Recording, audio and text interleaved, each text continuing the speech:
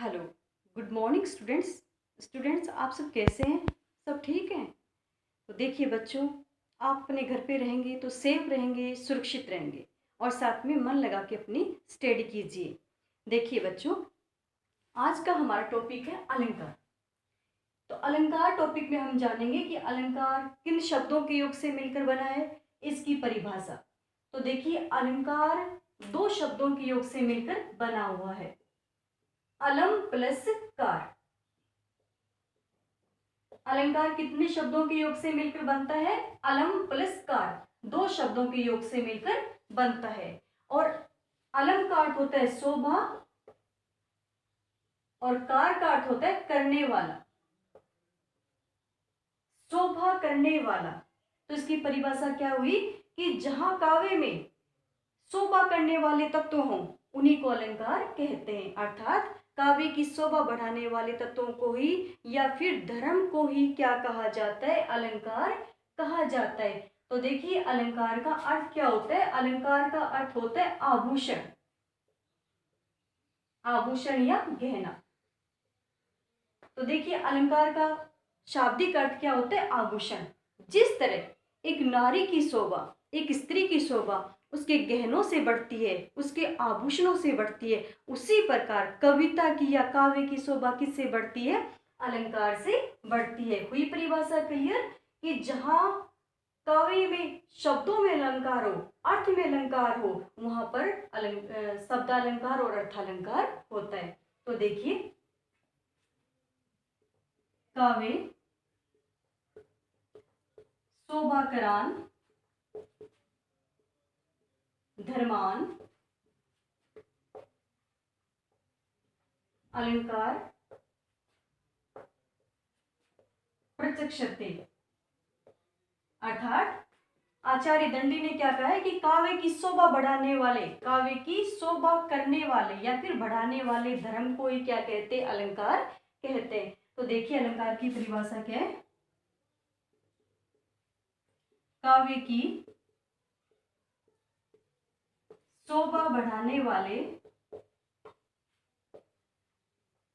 धर्म या तत्व, एक ही बात है, धर्म या तत्व को अलंकार कहते हैं। कोई परिभाषा क्लियर? जिस तरह एक नारी की शोभा आभूषणों से बढ़ती है, उसी प्रकार अलंकार की शोभा किससे बढ़ती है? सॉरी, कविता की शोभा या फिर काव्य की शोभा किससे बढ़ती है? अलंकार से बढ़ती है। अब आते हैं अलंकार के भेद। देखिए, अलंकार के भेद। अलंकार के कितने भेद होते हैं? अलंकार के दो भेद होते हैं, शब्दालंकार और अर्थालंकार। तो पहले देखिए, पहला है इसमें शब्दालंकार। शब्दालंकार, शब्दालंकार कहां पर होता है? जहां काव्य में शब्दों में अलंकार हो, जहां काव्य में शब्दों में अलंकार हो और शब्दों के पर्यायवाची शब्द या समानार्थी शब्द रख देने पर भी अलंकार नष्ट नहीं होता हो, अलंकार समाप्त नहीं होता हो, वहां पर शब्दालंकार होता है। तो देखिए इसकी परिभाषा, जहां काव्य में शब्दों में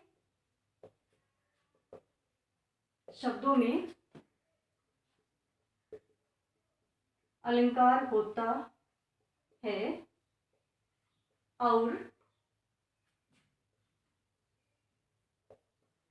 शब्दों के पर्यायवाची रख देने पर भी अलंकार नष्ट न हो, वहां शब्दालंकार होता है। यानी जहां काव्य में शब्दों में अलंकार होता है और शब्दों के पर्यायवाची या समानार्थी रख देने पर भी अलंकार नष्ट नहीं होता, वहां पर कौन सा अलंकार होता है? शब्दालंकार होता है। दूसरा हमारा अलंकार आता है अर्थालंकार।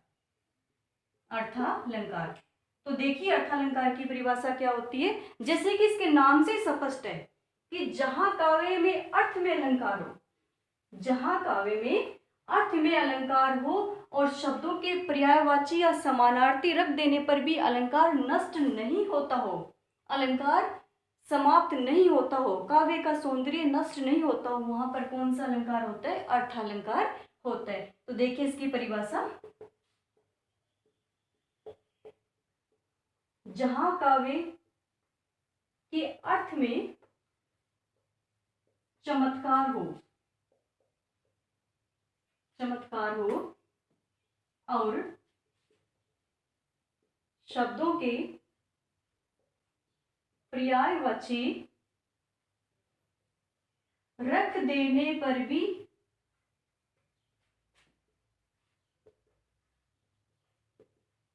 अलंकार नष्ट न हो, नष्ट न हो, वहां पर अर्थालंकार होता है। तो वही अर्थालंकार की परिभाषा भी क्लियर कि जहां काव्य में अर्थ में अलंकार हो और जिस अर्थ में अलंकार है उसके पर्यायवाची रख देने पर भी अलंकार नष्ट नहीं होता हो, काव्य में उसका सौंदर्य नष्ट नहीं होता हो, वहां पर कौन सा अलंकार होता है? अर्थालंकार होता है।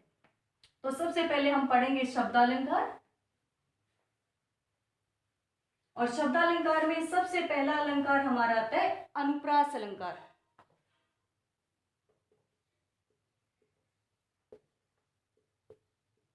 अनुप्रास अलंकार देखिए और समझिए। देखिए अनुप्रास अलंकार कहां पर होता है? फर्स्ट हमारा एग्जाम अलंकार है अनुप्रास अलंकार। तो देखिए अनुप्रास अलंकार कहां पर होता है?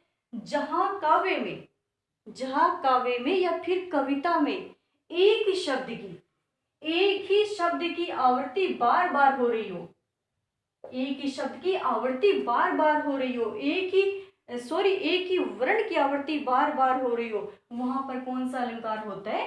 अनुप्रास अलंकार होता है। तो जहां काव्य में एक ही वर्ण की, जैसे क वर्ण की आवृत्ति बार बार होना, ग वर्ण की आवृत्ति बार बार होना, घ वर्ण की आवृत्ति बार बार होना, तो जहां काव्य में एक वर्ण की आवृत्ति बार बार होती हो, पुनरावृत्ति होती हो, वहां पर कौन सा अलंकार होता है? अनुप्रास अलंकार होता है। फॉर एग्जाम्पल, उदाहरण इसका देखिए, भगवान भक्तों की भयंकर भूरी भीति भगाइए, भूरी भीति भगाइए। देखिए एग्जाम्पल को समझिए, भगवान भक्तों की भयंकर भूरी भीति भगाइए। तो देखिए इस काव्य पंक्ति में भय वर्ण की आवृत्ति बार बार हो रही है। भगवान में भय, भक्तों में भय, भयंकर में भय, भूरी में भय, भीति में भय और भगाइए में भय वर्ण की आवृत्ति बार बार हो रही है, इसलिए यहाँ पर कौन सा अलंकार है? यहाँ पर अनुप्रास अलंकार है। तो जहां काव्य में एक वर्ण बार बार आए, एक वर्ण बार बार आए, वहां पर कौन सा अलंकार होता है? अनुप्रास अलंकार होता है। तो देखिए इसकी परिभाषा क्या होती है? जहां काव्य में एक वर्ण की आवृत्ति, एक वर्ण की आवृत्ति, एक वर्ण की आवृत्ति हो, वहां अनुप्रास अलंकार होता है।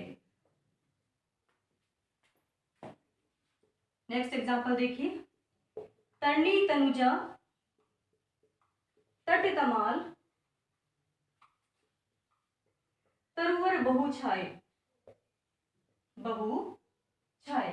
देखिए समझिए, तरनी तनुजा तट तमाल तरुवर बहु छाए। देखिए इस काव्य पंक्ति में तय वर्ण की आवृत्ति हो रही है। तरनी में तय, तनुजा में तय, तट में तय, तमाल में तय, तरुवर में तय। तो यहाँ पर तय वर्ण की आवृत्ति बार बार होने से कौन सा अलंकार हुआ? अनुप्रास अलंकार हुआ। तो अब देखेंगे हम इसके भेद।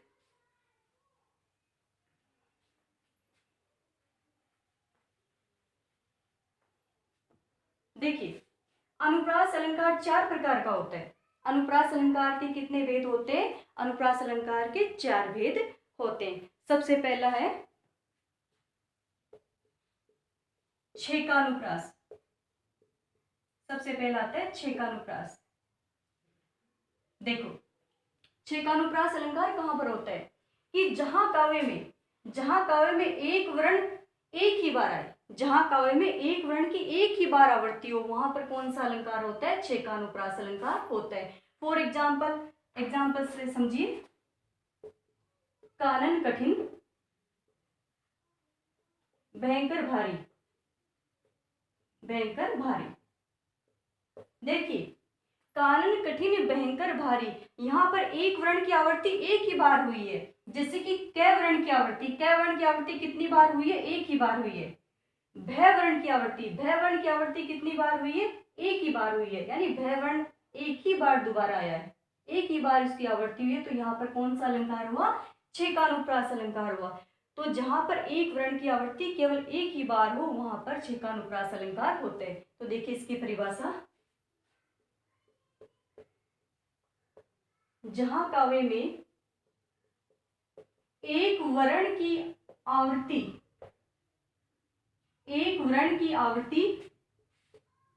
एक ही बार हो,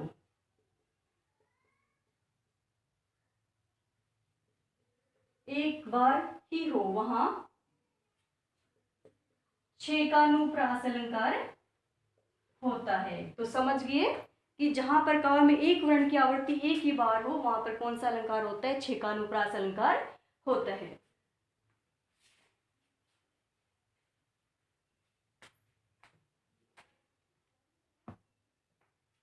दूसरा अलंकार है, इसका दूसरा भेद है वृत्यानुप्रास। वृत्यानुप्रास, देखो वृत्यानुप्रास अलंकार कहां पर होता है? जहां काव्य में एक वर्ण की एक से अधिक बार आवृत्ति हो, जहां काव्य में एक वर्ण की एक से अधिक बार आवृत्ति हो, वहां पर कौन सा अलंकार होता है? छेकानुप्रास अलंकार होता है। फॉर एग्जाम्पल, गंदी गंध गुलाब की, गंदी गंध गुलाब की गवैये गाहक कौन? गाहक कौन? यानी जिस गुलाब में खुशबू नहीं होती उसका ग्राहक कोई भी नहीं होता है।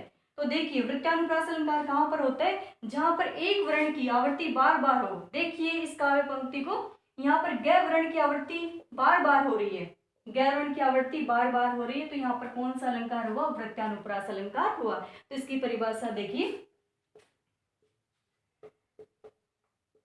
जहां काव्य में एक वर्ण की आवृत्ति हो,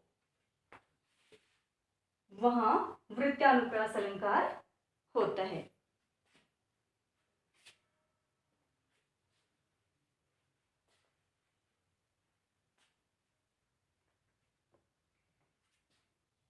तीसरा हमारा अलंकार है श्रुत्यानुप्रास अलंकार।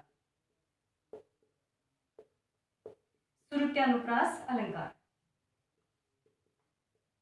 देखिए और समझिए। देखिए श्रुत्यानुप्रास अलंकार कहां पर होता है? जहां काव्य में ऐसे वर्ण का प्रयोग किया जाए जिसका उच्चारण स्थान मुख से एक जगह से हो। यानी जहां काव्य में ऐसे वर्ण का प्रयोग किया जाए जिसका उच्चारित स्थान एक ही हो, वहां पर कौन सा अलंकार होता है? श्रुत्यानुप्रास अलंकार होता है। फॉर एग्जाम्पल देखिए, जैसे दिनांत था वे दीननाथ डूबते। एग्जाम्पल हमारा क्या है? दिनांत था वे दीननाथ डूबते। देखिए इस काव्य पंक्ति में ऐसे वर्णों की आवृत्ति हुई है जो कि जिनका मुख स्थान से एक स्थान से उच्चारित हो रहे हों। जैसे कि दै वर्ण की, न वर्ण की, तय वर्ण की और थ वर्ण की आवृत्ति आवृत्ति नहीं, ये मुख के एक स्थान से उच्चारित हो रहे हैं। जैसे कि ये दंत्य से उच्चारित हो रहे हैं, ये दंत्य से उच्चारित हो रहे हैं, इसलिए यहाँ पर कौन सा अलंकार है? वृत्यानुप्रास अलंकार है। देखिए परिभाषा, जहां काव्य में ऐसे वर्ण की आवृत्ति हो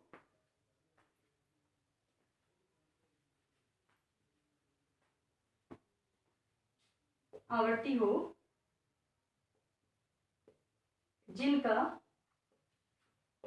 उच्चरित स्थान मुख से एक हो, वहां वृत्यानुप्रास अलंकार होता है।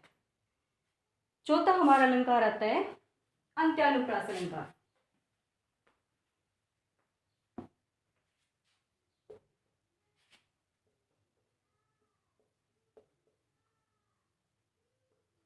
अंत्यानुप्रास अलंकार देखिए, अंत्यानुप्रास अलंकार कहां पर होता है? जहां काव्य में अंतिम वर्ण समान हो। अंत्यानुप्रास यानी अंत में, अंत्या का अर्थ क्या होता है? अंत में। जहां काव्य का जो अंत का वर्ण है वो एक समान होता है, दोनों समान होते हैं, वहां पर कौन सा अलंकार होता है? अंत्यानुप्रास अलंकार होता है। फॉर एग्जाम्पल देखिए, जैसे काली काली अलकों में, काली काली अलकों में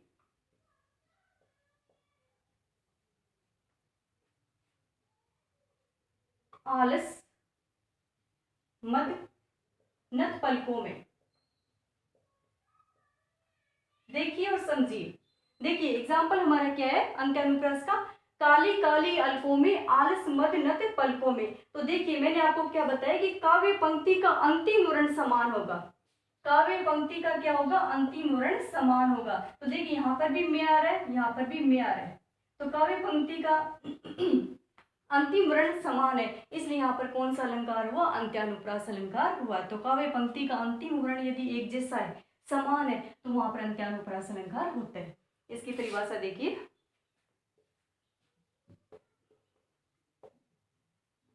जहां काव्य का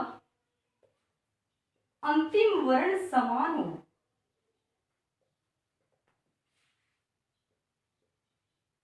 वहां अंत्यानुप्रास अलंकार, वहां पर अंत्यानुप्रास अलंकार होता है। तो इस प्रकार अनुप्रास अलंकार के हमने कितने भेद जाने? अनुप्रास अलंकार के 4 भेद जाने। सबसे पहला छेकानुप्रास, दूसरा वृत्यानुप्रास, तीसरा श्रुत्यानुप्रास और चौथा आता है अंत्यानुप्रास। क्लियर हुआ अनुप्रास अलंकार? यहाँ पर यानी जहां पर समान वर्णों की आवृत्ति बार बार हो वहां पर अनुप्रास अलंकार होता है।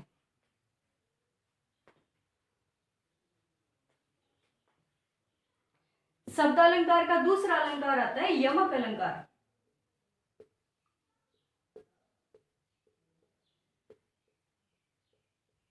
यमक अलंकार देखिए, यमक अलंकार कहां पर होता है? किसी कविता में, किसी काव्य में यमक अलंकार कहां पर होगा? कि जहां पर समान शब्दों की, जहां पर समान शब्दों की आवृत्ति बार बार हो, जहां पर समान शब्दों की आवृत्ति बार बार हो और प्रत्येक बार उसका अर्थ भिन्न भिन्न निकले। शब्द समान है, शब्द दोनों एक जैसे हैं, दोनों समान है, लेकिन उनका अर्थ क्या निकल रहा है? अलग निकल रहा है, दोनों का अर्थ भिन्न भिन्न निकल रहा है। शब्द समान है लेकिन अर्थ दोनों का अलग अलग निकलता है, वहां पर कौन सा अलंकार होता है? यमक अलंकार होता है। फॉर एग्जाम्पल उदाहरण देखिए इसके, कनक कनक ते सो गुनी मादकता अधिकार, अधिकार।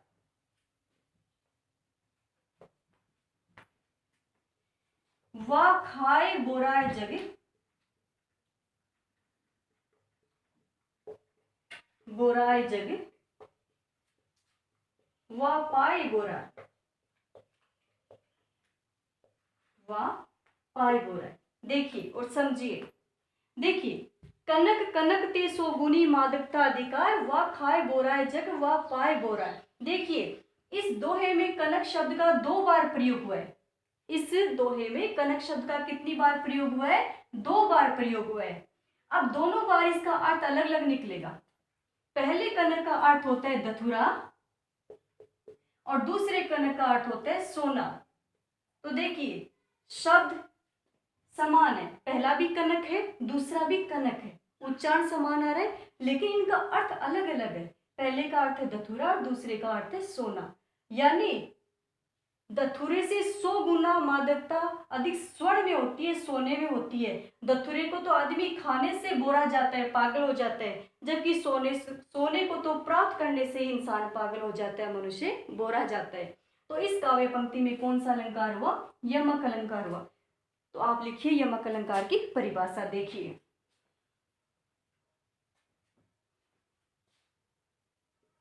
जहां काव्य में एक शब्द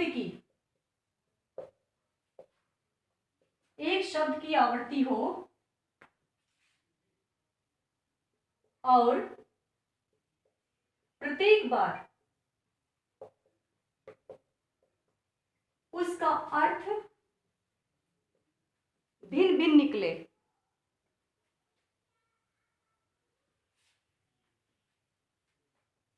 उसका अर्थ भिन्न भिन्न निकले, वहां कौन सा अलंकार होता है? वहां पर कौन सा अलंकार होता है? यमक अलंकार होता है। फॉर एग्जाम्पल इसके और अन्य उदाहरण देखिए। काली घटा का घमंड घटा, काली घटा का घमंड घटा। देखिए इस काव्य पंक्ति को, काली घटा का घमंड घटा। देखिए यहाँ पर घटा शब्द का प्रयोग 2 बार हुआ है। घटा शब्द का प्रयोग कितनी बार हुआ है इस काव्य पंक्ति में? 2 बार हुआ है, लेकिन दोनों बार इसका अलग अलग अर्थ निकलेगा। पहले घटा का अर्थ है बादलों का जमघट। पहले घटा का अर्थ क्या है? बादलों का जमघट। और दूसरी घटा का अर्थ क्या है? कम होना, कम होना। तो देखिए उच्चारण दोनों का समान है, ये भी घटा है ये भी घटा है, लेकिन यहाँ पर पहले का अर्थ है बादलों का जमघट और दूसरे का अर्थ है कम होना है। यानी काली घटा का घमंड घटा, यानी बादलों की जो काली घटा है, जमघटा, उसका घमंड कम हो चुका है। तो इस काव्य पंक्ति में भी यमक अलंकार है।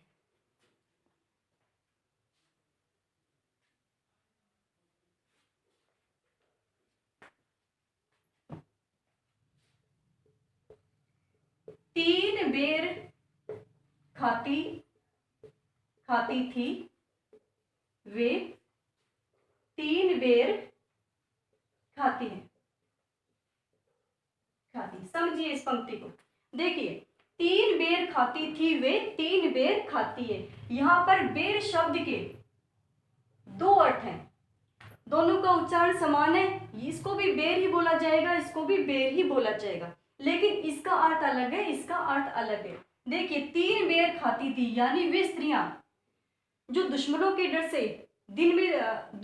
डर से पहले वो दिन में 3 बार खाती थी, दिन में 3 बार खाती थी, वो आज जंगलों में भटकती हुई 3 बोर के फल खाकर अपने जीवन का गुजारा कर रही है। तो यहाँ पर पहले बेर का अर्थ है क्या है? समय, और दूसरे बेर का अर्थ क्या है? बेर फल। तो यहाँ पर कौन सा अलंकार हुआ? यमक अलंकार हुआ। तो आपके क्लियर हुआ यमक अलंकार कि जहां काव्य पंक्ति में एक शब्द समान रूप से आए लेकिन उनका अर्थ भिन्न भिन्न निकले, वहां पर कौन सा अलंकार होता है? यमक अलंकार होता है।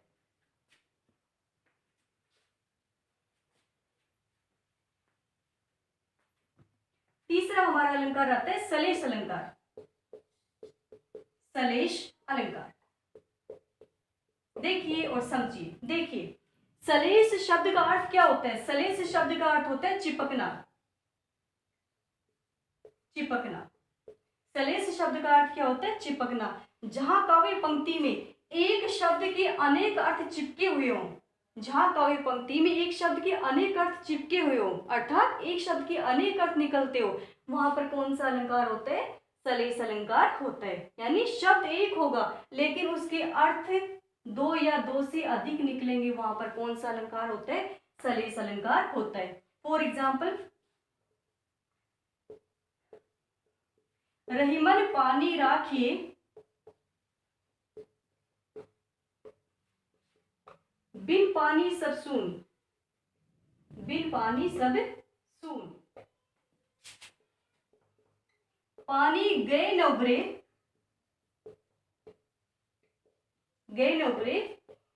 मोती मानस चून। देखिए और समझिए। देखिए, रहीमन पानी राखी बिन पानी सब सून, पानी गए न उभरे मोती मानस चून।